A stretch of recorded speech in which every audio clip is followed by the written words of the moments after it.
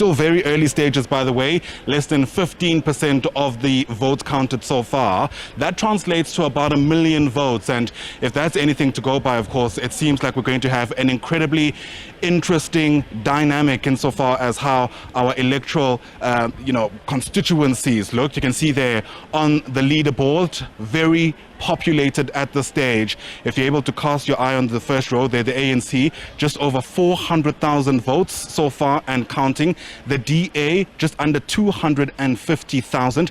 This, of course, is the national picture in the country so far. I'm just trying to skim my eye. There's the MK party in the second row there, fourth from the top at 75,000. The FF Plus at 20,000 votes, and so on and so forth. It goes, again, 11.37% of the votes counted so far. And typically what happens at this stage is that the CSIR is able to start working on their own models with a fair amount of certainty. I mean, these are not predictions in the strictest of a sense. However, they do begin giving us an idea of the kind of trend lines as they begin, especially because, as we mentioned, even though we're not sure of what the final outcome might look like, there is absolute certainty that there are going to be new players. The question becomes how significant their role is going to be.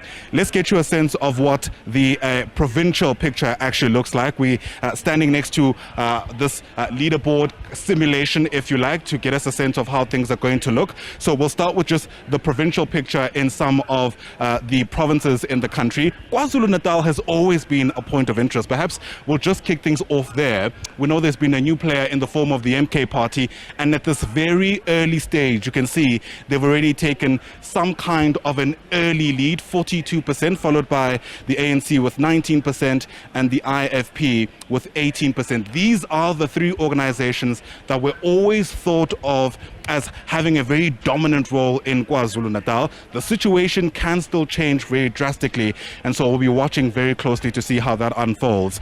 Gauteng had the biggest voting constituency. Perhaps let's get you a sense of how things are looking like at this early stage. I'm going to keep emphasizing that for you because that is the perspective we need so far.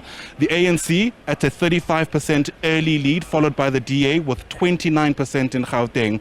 The EFF still holding on to that top three at 12% in Gauteng. It's a province, I beg your pardon, with three major metros. There's always been, a lot of predictions around how people specifically vote in metros.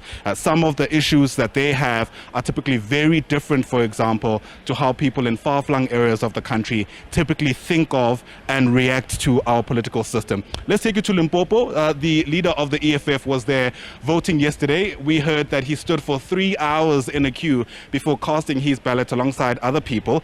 It seems to have worked at this very early stage. Let me also emphasize the ANC taking a lead, 66% in Limpopo, EFF at 13% so far, the DA at 12%, getting just below 5,700 votes in Limpopo. Let's move swiftly along. Take a look at Mpumalanga for you early this Thursday morning. The ANC comfortably more than 45,000 votes so far and counting in Mpumalanga, followed by the MK party, which is, also making its, I suppose, presence felt in Mpumalanga at this early stage, and the EFF there coming in at 13%. How could we forget the Western Cape? Let's just pop by there at the southern tip of the country and get you a sense of how things are looking. You might remember, of course, that there'd been fears that the DA would have actually dropped below 50% in the Western Cape. At this very early stage, they seems to have still breached that 50% mark, more than 120,000 votes, followed by the ANC at 18%. And then, interestingly, the Patriotic Alliance, this is their first national and provincial election, they're coming in at 13%. The analysis had always been around whether or not the Patriotic Alliance will have any kind of hold on people in the Western Cape, especially when you consider how the DA has voted insofar as, the DA, I beg your pardon, had related with people in the Western Cape insofar as the issue to do with Palestinians and the likes is concerned. So interesting machinations so far. It is still very early stages, just over 1 million votes counted, and of course we'll continue watching for you how the situation unfolds.